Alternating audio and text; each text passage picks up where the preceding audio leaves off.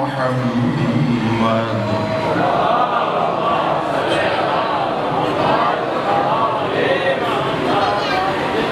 وآلہ الطیبین الطاہرین المعصومین اما بعد فقد قال اللہ تعالی فی کلام المجید بسم اللہ الرحمن الرحیم من قتل نفسا بغیر نفس او فساد فی الارض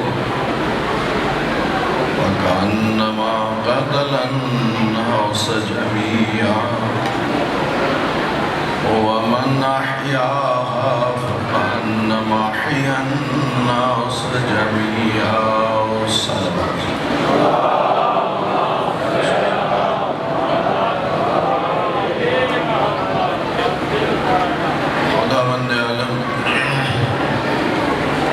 تمام مومنین کی یہ مجلس اپنی بارگاہ میں قبول فرمائے اور جو آپ مظلوم کربلا کی مجالس کے لیے خرچ کر رہے ہیں اللہ اس کا آپ کو اجر عظیم عطا فرمائے۔ ایک جوان نے بھی بتلایا ہے کہ مومنین کے تعاون سے باہر سبیل کا سلسلہ ہے، جو مومنین وہاں بھی حصہ ملا رہے ہیں اللہ رب العزت ان کی سبیل کو اپنی بارگاہ میں قبول فرمائے۔ سامعین محترم، آپ میں سے جو حضرات گزشتہ مجلس میں تشریف فرما تھے ان کی یاد دہانی کے لیے اور جو آج پہلی دفعہ آئے ہیں انہیں اپنے موضوع کے ساتھ ملانے کے لیے میں گزشتہ مجلس کا کچھ خلاصہ کی خدمت میں عرض کرنا چاہتا ہوں۔ اللہ فرما رہا ہے من قتل نفسا بغیر نفس او فساد فی الارض، بے گناہ انسان کا خون بہانے والا، بے گناہ کو قتل کرنے والا، ایک ایسا انسان نہ تو وہ قتل اس وجہ سے ہے کہ اس نے کوئی بے گناہ کا خون بہایا ہو یا زمین پہ فساد کیا ہو، بلا وجہ کسی کا قتل کرنا اللہ کی بارگاہ میں اتنا بڑا جرم ہے گویا وہ تمام لوگوں کو قتل کرنے والا ہے۔ وَمَنْ أَحْيَاهَا، جس نے ایک انسان کو زندگی عطا کی گویا اس نے تمام انسانوں کو زندگی عطا کی۔ اس آیت کے پہلے حصے کا تعلق یزید اور یزید جیسوں کے ساتھ ہے کہ جنہوں نے بے گناہ خون بہایا، اور دوسرے حصے کا تعلق میرے مولا حسین کے ساتھ ہے کہ جنہوں نے اپنا خون کا عطیہ دے کے عالم انسانیت کو زندگی عطا کر۔ کل عرض کیا تھا عربی زبان میں بھی قتل اور اردو میں بھی قتل، لیکن فارسی میں جو لفظ استعمال ہوتا ہے قتل کے لیے وہ ہے کشتن۔ پھر اس کشتن سے ہماری اردو زبان میں 3 لفظ استعمال ہوتے ہیں، ایک ہے شخص کشی، ایک ہے شخصیت کشی اور ایک ہے خود کشی۔ پھر آپ کی خدمت میں عرض کیا تھا اس زہری وجود کو شخص کہتے ہیں اور اس کے اندر جو کردار ہے اسے شخصیت کہتے ہیں۔ پھر یہ بھی عرض کیا کہ اس شخص کا خالق تو وہ اللہ ہے، لیکن شخصیت کا خالق وہ خود انسان ہوتا ہے۔ کوئی اتنا گہرا تعلق ہے۔ مثال عرض کروں، آپ کے ساتھ کسی نے دھوکہ دھوکہ کیا ہو، آپ اسے کہو گے تیرے اندر تو انسانیت ہی نہیں ہے، یعنی اسے انسان تو مان رہے ہو لیکن اس کی انسانیت کا انکار کر رہے ہو۔ تو جو فرما رہے ہیں انسان مانتے ہو لیکن کہتے ہو تیرے اندر انسانیت نہیں ہے۔ کسی کی قدر اور قیمت بنتی ہے اگر اس کے اندر انسانیت ہو، اگر انسانیت نہ ہو تو پھر کہتے ہو یہ تو کوئی درندہ ہے، یہ انسان ہی نہیں۔ تو پھر آئیے ذرا غور کیجئے کہ اصل قدر و قیمت کی بنیاد کون سی چیز بنے گی؟ آیا یہ وجود بنے گا یا اس وجود کے اندر موجود کردار بنے گا؟ تو آپ سب نے کل سنا کہ معیار عزت شخص نہیں ہوتا، معیار عزت شخصیت ہوتی ہے۔ بات کو تھوڑا آگے بڑھاؤں، کل عرض کیا تھا شخص کی بھی غذا ہوتی ہے اور شخصیت کی بھی غذا ہوتی ہے۔ اللہ نے منہ اور ناک یہ شخص کی غذا کے لیے اعضاء عطا فرمائے ہیں، آنکھیں اور کان یہ اللہ نے شخصیت کی غذا کے لیے عطا فرمائے۔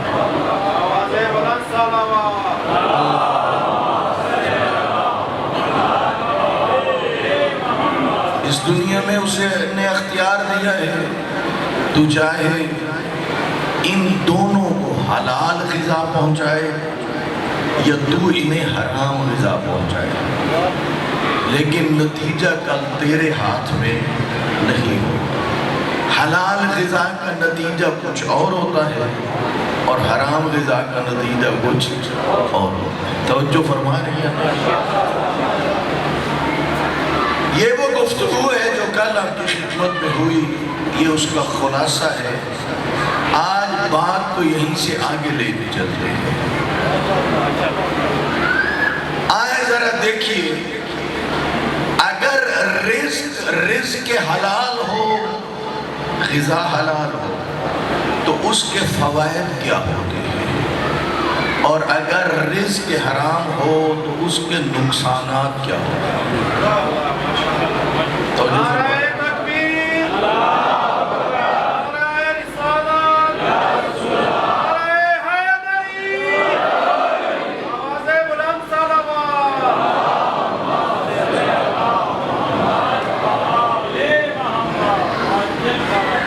خدا آپ کو جزائے خیر دے، گرمی ہے، حبس ہے،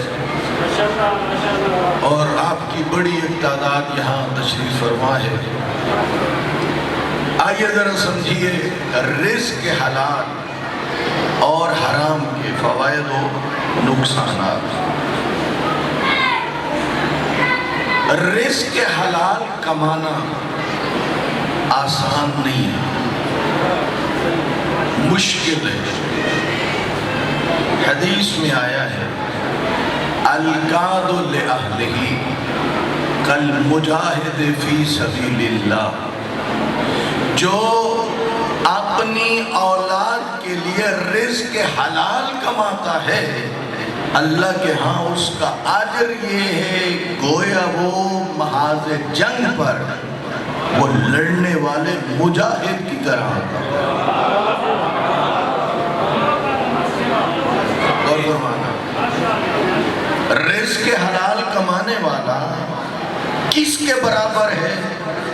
اس مجاہد کے برابر ہے جو محاذ جنگ پر لڑتا ہے، جو اس کا اجر ہے رزق حلال کمانے والے کا بھی وہی اجر ہے۔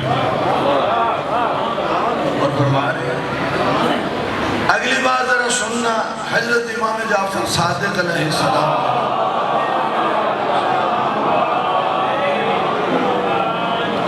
میرے مولا نے فرمایا ایک دانت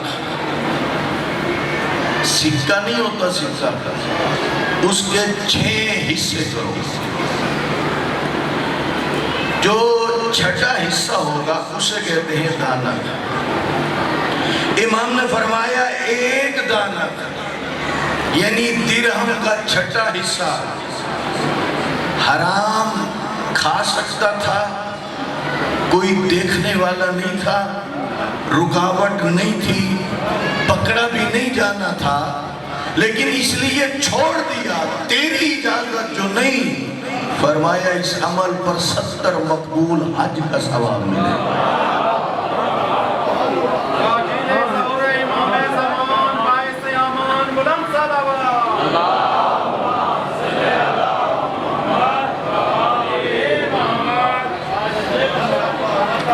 تھوڑا آگے ہو جائیں تھوڑا صلوات بھیج دیے محمد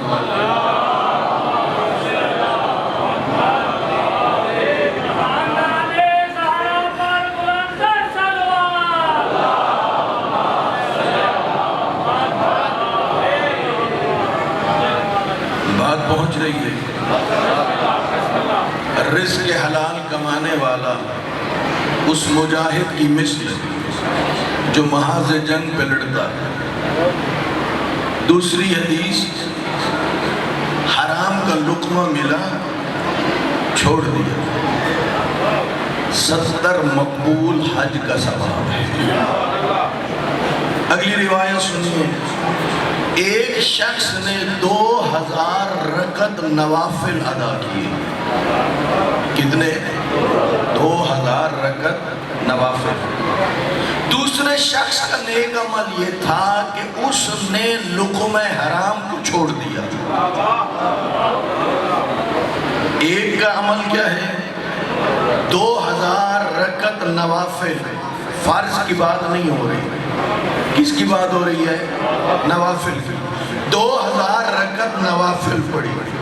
دوسرے شخص نے کیا کیا؟ ایک لقمہ حرام تھا، کھا سکتا تھا، رکاوٹ نہیں تھی، کوئی پکڑنے والا بھی نہیں تھا، سوائے اس کے کوئی دیکھنے والا بھی نہیں تھا۔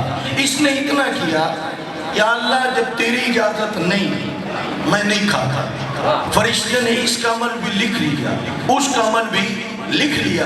پیغمبر نے فرمایا اللہ کے ہاں یہ دونوں عمل محبوب ہیں، لیکن زیادہ محبوب کون سا عمل ہے؟ فرمایا ترک لقمت حرام الاللہ احب من الف رکعتن، وہ 2000 رکعت نوافل پڑھنے سے بھی زیادہ حرام سے بچنا خدا کو محبوب ہے۔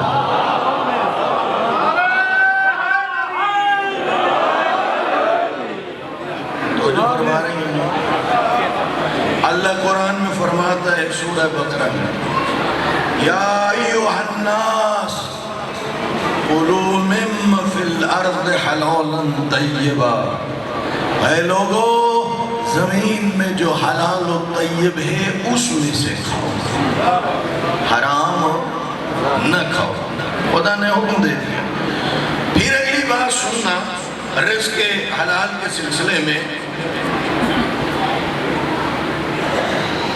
جب کوئی اپنے گھر سے نکلتا ہے اس نیت سے کہ پروردگارہ میں اپنے اور اپنے بچوں کی روزی کی تلاش میں جا رہا ہوں، ان کے لیے رزق حلال کے لیے نکل رہا ہوں، اس نیت سے گھر سے نکلا ہے۔ نماز کس کا حکم ہے؟ اللہ کا۔ روزہ کس کا حکم ہے؟ اللہ کا۔ اپنے اور اپنی اولاد کے لیے رزق حلال کمانا کس کا حکم ہے؟ اللہ نے حکم دیا یا نہیں دیا؟ وہ جو کاہل ہوتے ہیں، سست ہوتے ہیں، انہیں خدا پسند نہیں کرتا۔ اب اتنی بات ہے، گھر سے نکل رہا ہے چونکہ اس کا حکم ہے، اپنے اور اپنے بچوں کے لیے رزق حلال کمانے کے لیے، اگر اس راستے میں موت آ جائے تو یہ موت اطاعت خداوندی میں شمار ہوگی۔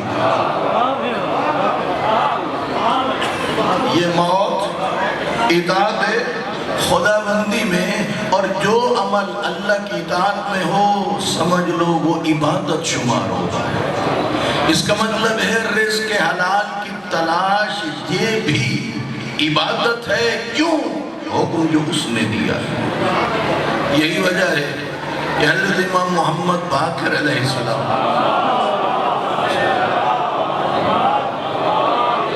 میرے مولا اپنے کھیتوں کو دیکھنے کے لیے تشریف لے گئے۔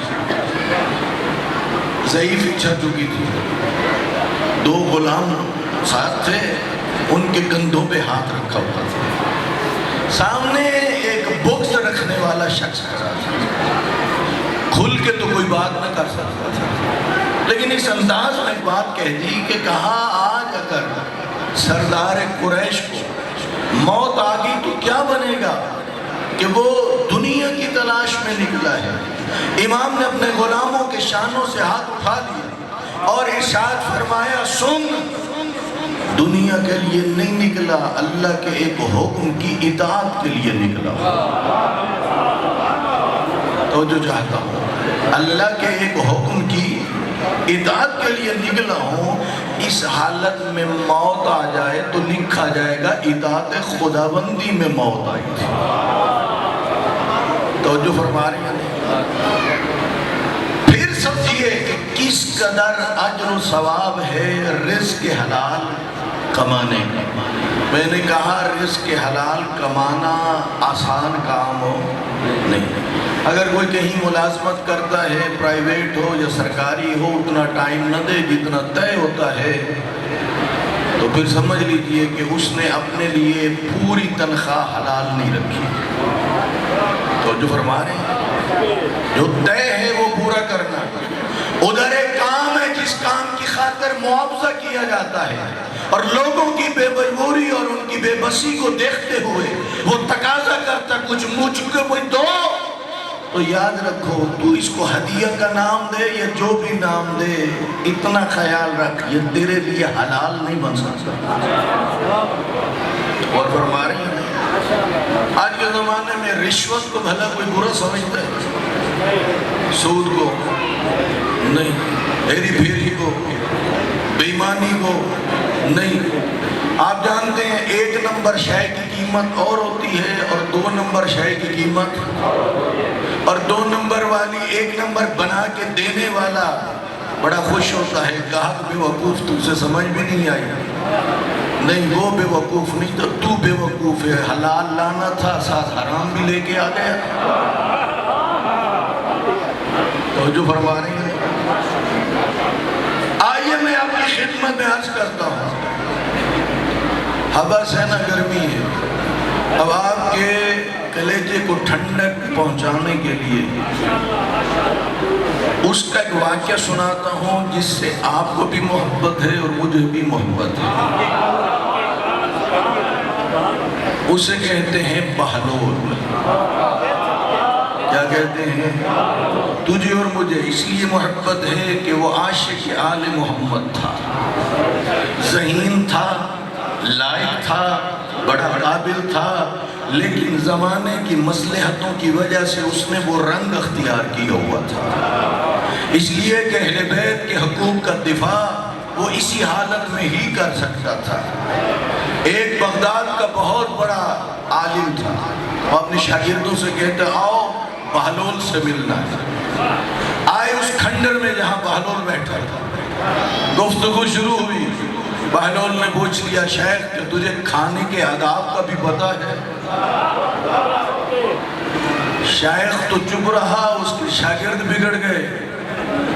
دیوانہ تو ہمارے استاد کی توہین کر رہا ہے۔ استاد نے کہا چپ ہو، جسے تم دیوانہ سمجھتے ہو میں جانتا ہوں یہ حکیم ہے۔ کہا میں چلو جتنا ہے وہ بتلاتا ہوں۔ اب شیخ نے دیا جواب، کہا آداب یہ ہے سب سے پہلے ہاتھ دھو لو کھانا کھانے سے پہلے، پھر کہا ہاتھ دھونے کے بعد ایسا کرو چھوٹے چھوٹے نوالے توڑو، بسم اللہ الرحمن الرحیم پڑھو، چھوٹے چھوٹے نوالے توڑو، زیادہ باتیں نہ کرو، یہ کھانے کے آداب ہیں۔ بہلول کے پاس ایک ڈنڈا ہوتا تھا، وہ لے کے چلتا تھا اور کہتا واہ شیخ تجھے تو کھانے کے آداب بھی نہیں آتے۔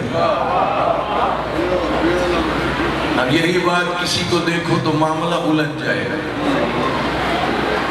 اس نے کہا مجھے ہی جو پتہ تھا میں نے بتایا ہے، ہاتھ دھونے ہیں، بسم اللہ پڑھنی ہے، چھوٹے چھوٹے نوالے توڑنے ہیں، کیسے یہ آداب نے؟ کہا سن یہ کھانے کے آداب کے فروعات، یہ اصول نہیں. کا اصول کیا ہے؟ کا اصول یہ ہے ہاتھ دھونے سے پہلے بسم اللہ الرحمن الرحیم پڑھنے سے پہلے نوالا توڑنے سے پہلے یہ تو دیکھ جو نوالا شکم کے سپورٹ کرے گا وہ حلال کا ہے یا حرام کا ہے.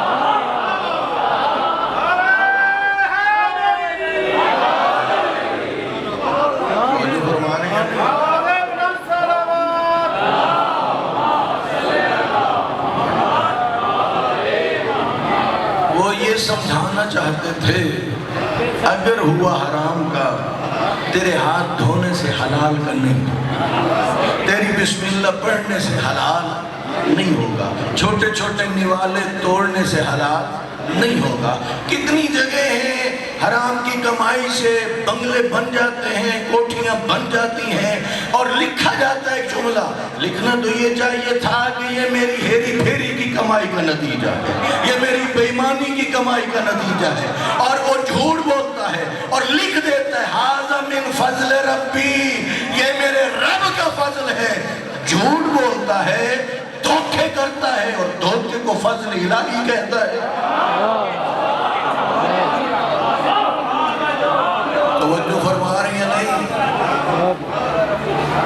مولا حسین کی مجالس برپا کرنے والوں، فرش عزا بچھانے والوں، حلقے میں کھڑے ہو کے ماتم حسین کرنے والوں، آپ کو دونوں ہاتھوں سے سلام ہو. لیکن اس منبر کا پیغام یہ ہے حسینی وہ ہوتا ہے جو غربت میں زندگی گزار لیتا ہے، حرام کھانا پسند نہیں کرتا.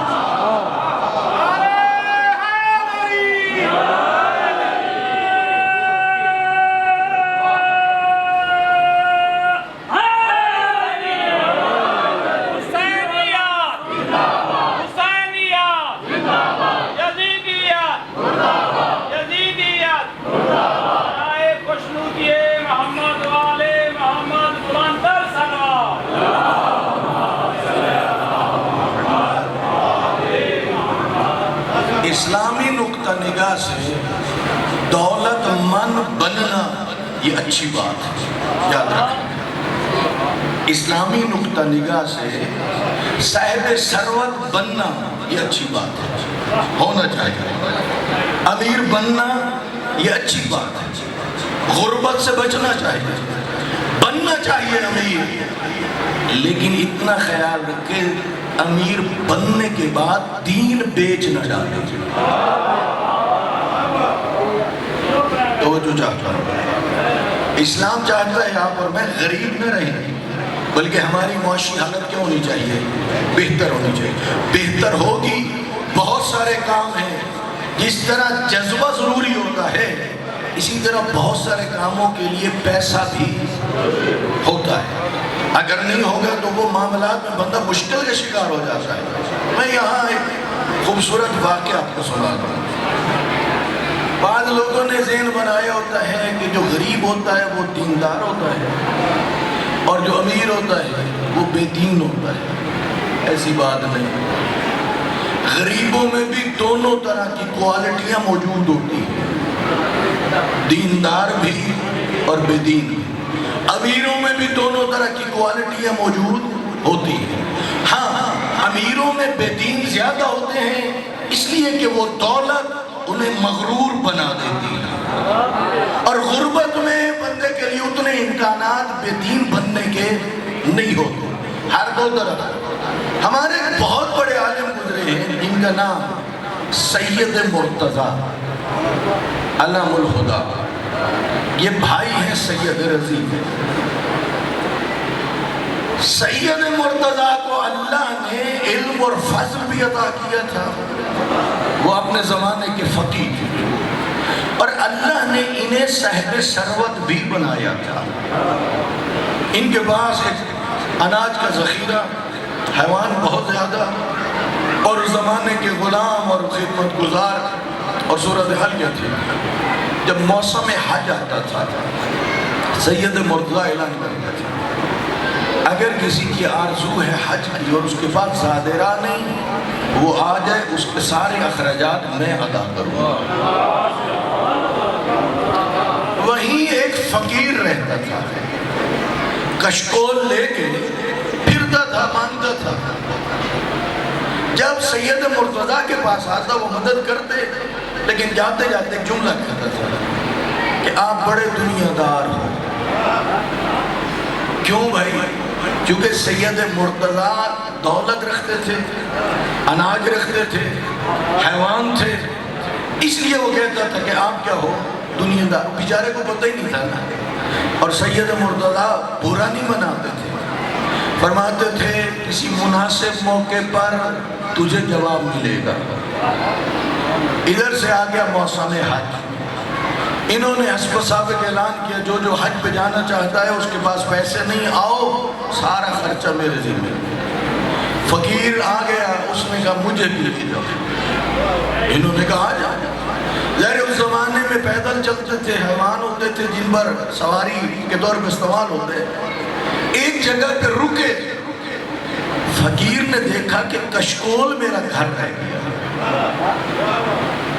سید مرتضیٰ کی خدمت میں آیا، کہا مجھے دے اجازت، میں حج نہیں پڑھتا.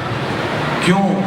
کہا کشکول رہ گئے پیچھے، میں واپس جاتا ہوں اور اپنا کشکول ڈھونڈتا ہوں. سید مرتضیٰ نے فرمایا کوئی بات نہیں، جب واپس آئیں گے تو تجھے مل جائے گا.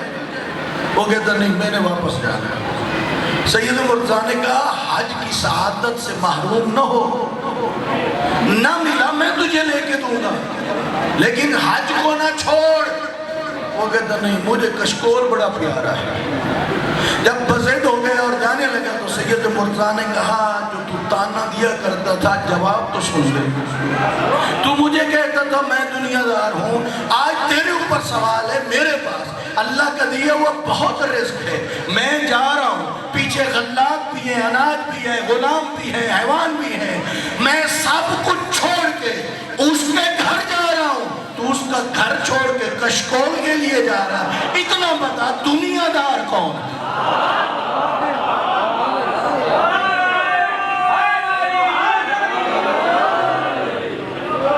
توجہ فرما رہے ہیں نہیں؟ نہیں، دنیا دار وہ شخص ہے چاہے غریب ہو یا ہو امیر، جو رب کو بھلا بیٹھے وہ دنیا دار ہو. جسے رب یاد رہتا ہے چاہے امیر ہو اور چاہے وہ دنیا دار نہیں ہو. تو یہ ہے شخص، اور اندر جو کردار ہے وہ کیا ہے؟ شخصیت. ابھی جو گفتگو ہو رہی ہے وہ شخص کی غذا پر گفتگو ہو رہی ہے. توجہ فرما رہے ہیں؟ آئیے ذرا سنیے اس کے نقصانات کیا کیا ہیں اگر بندہ حرام استعمال کرے. حدیث میں ہے من اکل لقمۃ حرام لم تقبل لہ صلاۃ 40 لیلۃ. ایک لقمہ حرام کھانے والا 40 دن تک اس کی نمازیں بھی قبول نہیں ہوتی. کتنے دنوں تک؟ 40 دنوں تک. دوسری حدیث کیا ہے؟ بیت المقدس کے دروازے پر ہر رات ایک فرشتہ آواز دیتا ہے. جو شخص حرام کھائے گا تو خدا اس کے کسی فعل، چاہے وہ مستحب ہوا یا وہ واجب ہوا، خدا اسے قبول نہیں فرماتا.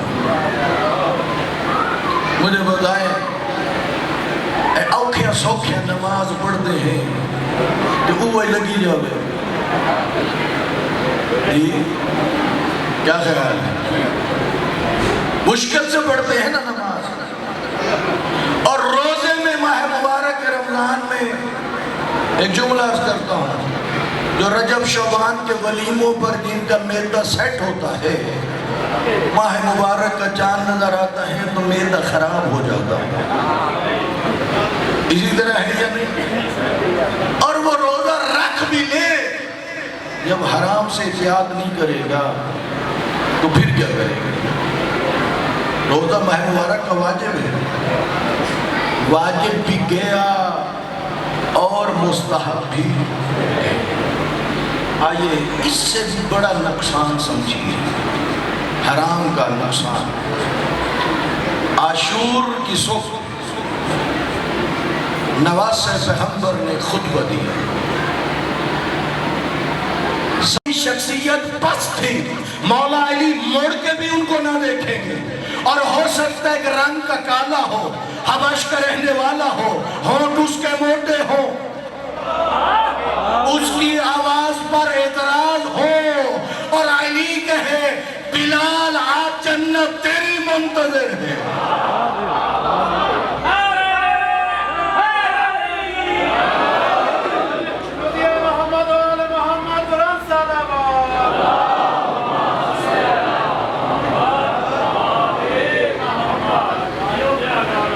فرما رہے ہیں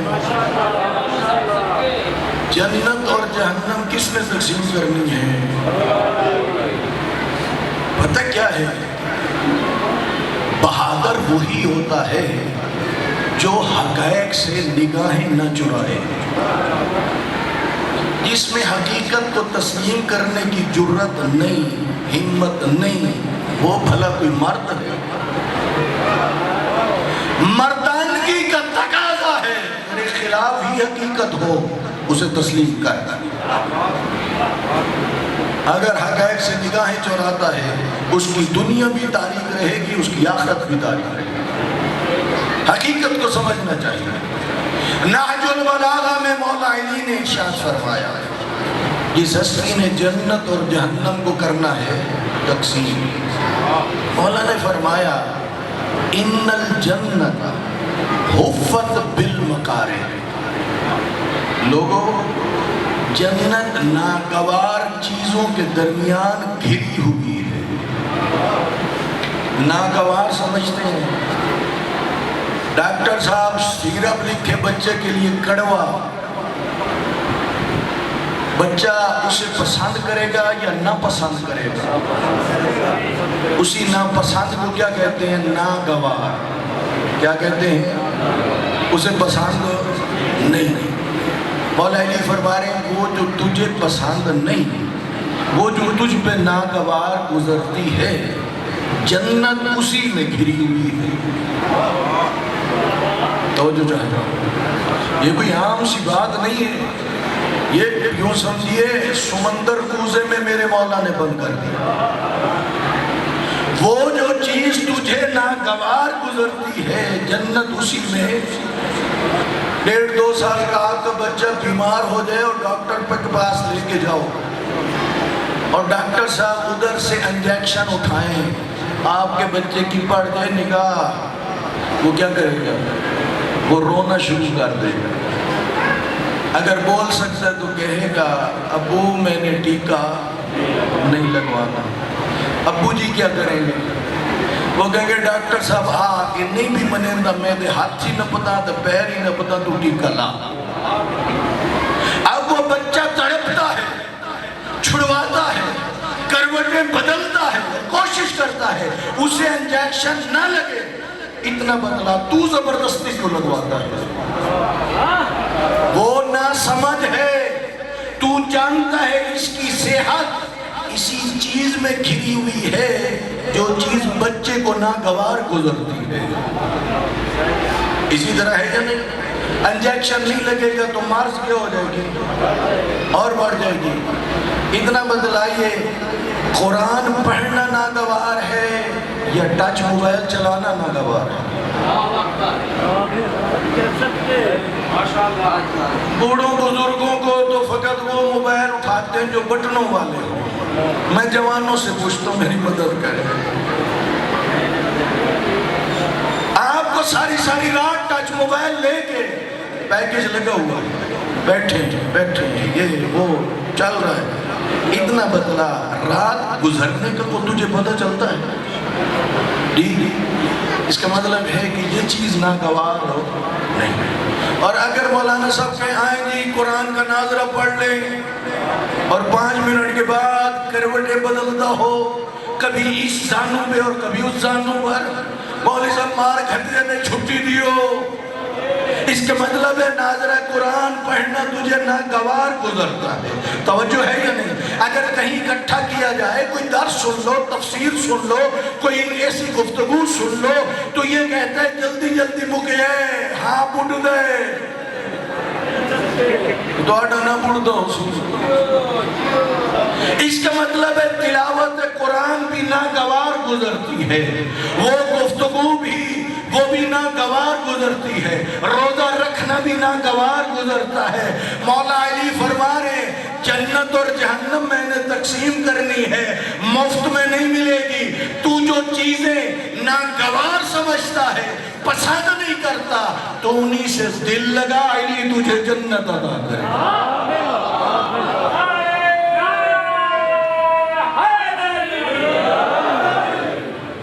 تو جو فرما رہی ہیں کن سے دل لگا دے، جو چیزیں تجھے کیا گزرتی ہیں ناگوار، انہی سے دل لگانے کی کوشش کر۔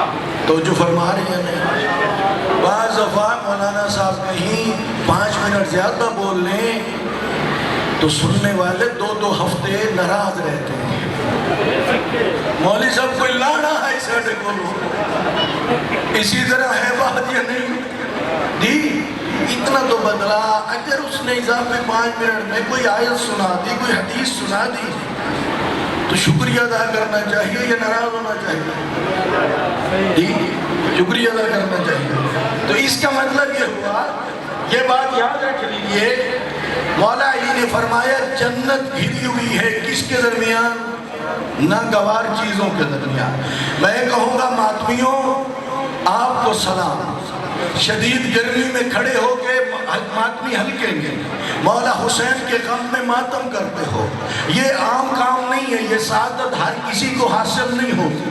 اللہ نے یہ آپ کو سعادت حاصل کی ہے، لیکن اس کے ساتھ ساتھ اس بات کا بھی خیال رکھیں، ماتمی حلقے میں جانے سے پہلے تو باوضو ہو کے چلا جا، اور اگر وقت نماز ہو جائے تھوڑی دیر کے لیے تو ماتم کو روک دے، قبلہ رخ ہو کے کہہ دے اللہ اکبر، گویا تو نے اللہ اکبر کہہ کے بتا دیا میں وہ عزادار حسینی ہوں۔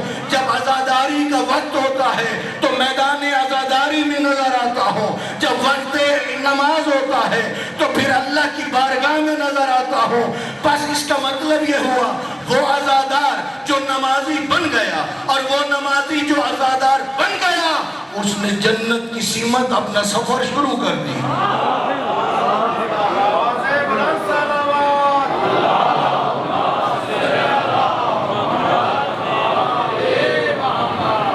توجہ فرما رہے ہیں کتنا خوبصورت پیغام جائے گا۔ آج تو ہم کہیں پروگرام ہو فوراً ہر کسی کے پاس موبائل ہوتا ہے، ویڈیو بن جاتی ہے اور وہ فیس بک یوٹیوب پہ، تو جب یہی عزاداروں کی ادھر ماتم اور ادھر نماز، جب یہی جائے گی اور دنیا دیکھے گی، اس سے پیغام ملے گا کہ امام حسین کے چاہنے والے ہیں، امام حسین نے کربلا میں نماز کو بچایا، چاہنے والوں نے آج نماز کو زندہ رکھا ہوا۔ اس لیے ساتھیان محترم اس بات کو ہمیشہ یاد رکھیے، بہت قدر و قیمت ہے اس دین کی۔ اگر دین کی قدر و قیمت نہ ہوتی تو نبی کا بیٹا مدینہ نہ چھوڑتا۔ کیا مدینہ کو چھوڑنا آسان تھا؟ بہت مشکل تھا۔ سعادت الدارین میں یہ روایت ہے، ام المومنین حضرت عائشہ نے یہ منظر دیکھا، امام حسین اپنے نانے کی گود میں اور رسول خدا امام حسین کو ہنسانے کی کوشش کر رہے تھے۔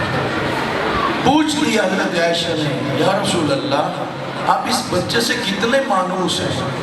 فرمایا کیوں نہ مانوس ہوں، کیوں نہ محبت کروں، اس لیے کہ یہ میرے دل کا میوہ ہے، میری آنکھوں کی ٹھنڈک ہے۔ عائشہ اللہ کے دین کی خاطر یہ مارا جائے گا، جو بھی اس کی شہادت کے بعد اس کی قبر کی زیارت کے لیے کربلا جائے گا، اسے ایک مقبول حج کا ثواب ملے گا۔ حضرت عائشہ نے کہا یا رسول اللہ ایک حج کا ثواب؟ آپ نے فرمایا عائشہ ایک کا نہیں 2 حج کا ثواب ہے۔ یا رسول اللہ 2 حج کا ثواب؟ فرمایا 2 کا نہیں 3 حج کا ثواب۔ ادھر تعجب بڑھنے لگا، ادھر اجر بڑھنے لگا۔ فرمایا عائشہ یاد رکھنا 90 حج کا ثواب ملے گا اس کو جو زائر قبر امام حسین ہوگا۔ کون؟ مولا حسین۔ سامنے بیٹھے ہیں مولا علی بھی، جناب سیدہ امام حسن اور امام حسین۔ اللہ کے رسول نے جب دیکھا تو آنسو بہنے لگے۔ یا رسول اللہ رونے کی کیا وجہ ہے؟ یا علی تیرے سر پہ تلوار لگے گی، سر شگافتہ ہو جائے گا۔ یہی بات تو مجھے رلاتی ہے، بیٹی زہرا تجھے تماچا لگے گا اس لیے روتا۔ اجرکم اللہ زادارو، فرمایا کہا بیٹا حسن تجھے زہر ملے گی، تیری ران پہ نیزہ لگے گا۔ پھر دیکھا اپنے حسین کو اور فرمانے لگے میرا لال حسین تو کربلا میں پیاسا مارا جائے گا۔ یہ وہ روایت عرض کرنے جا رہا ہوں جو سنی علماء نے بھی لکھی ہے، مولانا طارق جمیل صاحب نے بھی پڑھی ہے یہ روایت۔ بچپنا ہے مولا حسین کا، اور اللہ کے رسول نے کہا ام سلمہ میرے حجرے میں کوئی نہ آئے۔ اتنے میں بی بی باہر بیٹھ گئی، امام حسین آئے، اندر جانا چاہتے تھے۔ بی بی ام سلمہ نے کہا بیٹا آپ کے نانا نے منع کیا۔ یہ آواز اندر چلی گئی، وہ جب اندر آواز گئی تو اللہ کے رسول نے فرمایا ام سلمہ میرے حسین کو منع نہ کرنا، میرے حسین کو آنے دو۔ اللہ اس حبس اور گرمی کے موسم میں آپ کے آنسو اپنی بارگاہ میں قبول فرمائے۔ امام حسین اندر گئے، بی بی ام سلمہ کہتی ہے میں باہر بیٹھی تھی، رسول خدا کے رونے کی آواز بلند ہوئی، مجھ سے نہ رہا گیا۔ میں نے کہا یا رسول اللہ مجھے اجازت ہے میں اندر آؤں۔ جب اجازت ملی اندر گئی تو منظر کیا تھا؟ امام حسین نانے کے سینے پر لیٹے ہوئے تھے، نبی زاروں قطار رو رہے تھے، ایک مٹھی بند تھی۔ یا رسول اللہ کس بات نے آپ کو غمزدہ کر دیا؟ کس بات نے آپ کو رلا دیا؟ ام سلمہ ابھی جبرائیل آیا ہے، خبر ملی ہے میرا حسین کربلا میں مارا جائے گا، یہ مٹی مجھے لا کے دی ہے، سنبھال کے رکھ لو، جب یہی مٹی خون میں بدل جائے سمجھنا میرا حسین مارا گیا۔ اجرکم اللہ۔ اے دادارو اس گرمی میں حبس میں مظلوم کے مسائب سننے والوں، اللہ آپ کا پرسہ قبول کرے۔ آؤ سنو پھر کیا ہوا۔ یہ بات ہے پہلے کی، نبی دنیا سے چلے گئے، امام حسین نے مدینہ چھوڑ دیا۔ عصر عاشور کو بی بی مدینہ میں ہے، سوئی ہوئی تھی، خواب میں دیکھا ہے اللہ کے رسول کو، سر اور ریش مبارک میں خاک ملی ہوئی تھی۔ بی بی نے گھبرا کے پوچھا یا رسول اللہ خیر ہے، کیا ہوا آپ کو؟ آپ کہاں سے آ رہے ہیں؟ آپ کے سر میں بھی خاک ہے، آپ کی ریش مبارک میں بھی خاک ہے۔ فرمایا ام سلمہ میں کربلا سے آ رہا ہوں، میرا حسین مارا گیا۔ قبلہ نجفی صاحب نے سعادت الدارین میں لکھا ہے روز عاشور اپنے سر اور داڑھی میں خاک ملانا یہ پیغمبر کی سنت ہے۔ اے غداروں سنو کون مولا حسین؟ کس حسین نے مدینہ چھوڑا؟ وہ حسین جو نانے کی مہر نبوت کا سوار ہے، وہ حسین جب نبی سجدے میں ہوتے تھے اور پشت پہ سوار ہوتے تھے اس وقت سر نہ اٹھاتے تھے جب مرضی سے امام نہ اتر جائے۔ اب جب مدینے کو چھوڑا تو وہی نانی اماں سامنے آ گئی، میرا لال یہ سفر عراق اختیار نہ کیجیے، اماں میں جہاں کہیں بھی چلا جاؤں مجھے یزید چھوڑے گا نہیں، اگر اماں یہ کہو تو میں اجازت امامت سے تجھے کربلا نہ دکھا دوں۔ امام نے اجازت امامت سے کربلا دکھلائی، اپنی اور اپنے عزیز و اقارب کی مقتل گاہ دکھائی۔ مولا حسین نے مدینہ چھوڑ دیا، آگے مکہ میں۔ عزادارو 8 ذی الحجہ کو حج کا احرام عمرہ مفردہ میں بدلا، اس کے بعد مولا حسین نے مکہ کو چھوڑا۔ میں کہوں گا مسلمانوں وہ حج کیسا جو امام حسین کے بغیر پڑھ رہے تھے؟ حج تو وہی ہے جو مولا حسین کے ساتھ ہو۔ وجہ کیا تھی؟ 40 یزیدی، ان کو آرڈر تھا احرام پہن کے جانا، اندر اسلحہ لے کے جانا، اور کعبہ کے قریب جہاں موقع ملے امام حسین کو قتل کرنا۔ امام ان کے اس ناپاک ارادے سے واقف تھے۔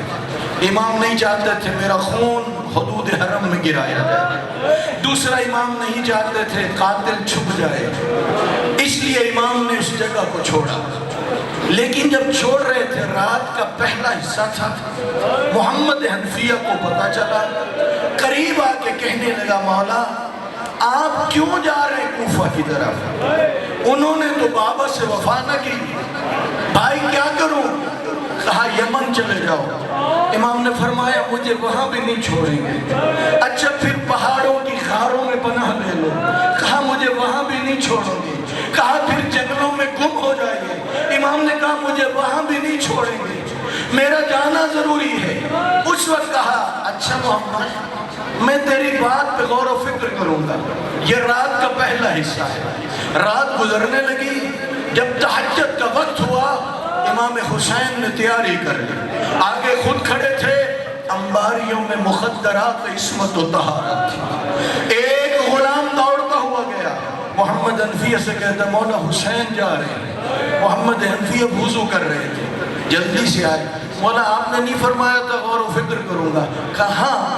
کہا تھا، لیکن میں نے ایک خواب دیکھا ہے۔ ان اللہ قد شاعرانی قدیلا، سادہ اس کا مطلب یہ ہے محمد میں نے دیکھا ہے دین نہیں بچتا جب تک اس کی راہ میں مارا نہ جاؤں۔ مجھے اللہ کا دین بچانا ہے، اور اس وقت دین میری شہادت کے بغیر نہیں بچتا۔ اب ذرا اپنے چہرہ میری طرف رکھنا، ادھر نگاہ کرنا۔ جب اتنا کہا اس وقت محمد حنفیہ میں دیکھا کسی انباری میں زینب کبریٰ، کسی میں ام کلثوم ہے۔ وہ فوراً کہنے لگے مولا اچھا اتنا کرو ان بیویوں کو تو میرے ساتھ مدینے بھیجو، آپ نے جانا ہی ہے تو چلے جاؤ۔ عزادارو امام حسین نے کیا فرمایا؟ کہا محمد میں نے ایک اور خواب بھی دیکھا ہے۔ کیا؟ کہا دین نہیں بچتا جب تک یہ رسن بچتا۔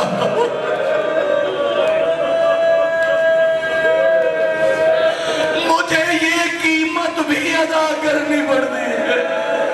اب سننا عزادارو، میری بڑی آقا زادی نے اپنے دونوں بھائیوں کی جب یہ بات سنی، قریب تھی نا، کہا محمد میرے قریب آؤ۔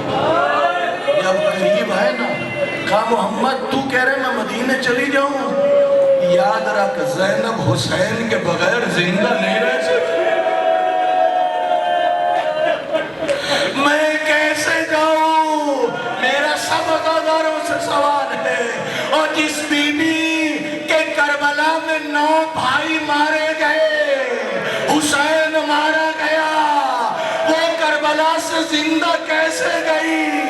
وہ تو زندہ نہ رہ سکتی تھی، کیوں زندہ رہی؟ وجہ یہ تھی، کل روایت سنائی تھی، امام حسین اٹھے تھے، بہن مجھے بھی زندہ تو نے رکھنا ہے، قرآن کو بھی زندہ تو نے رکھنا ہے۔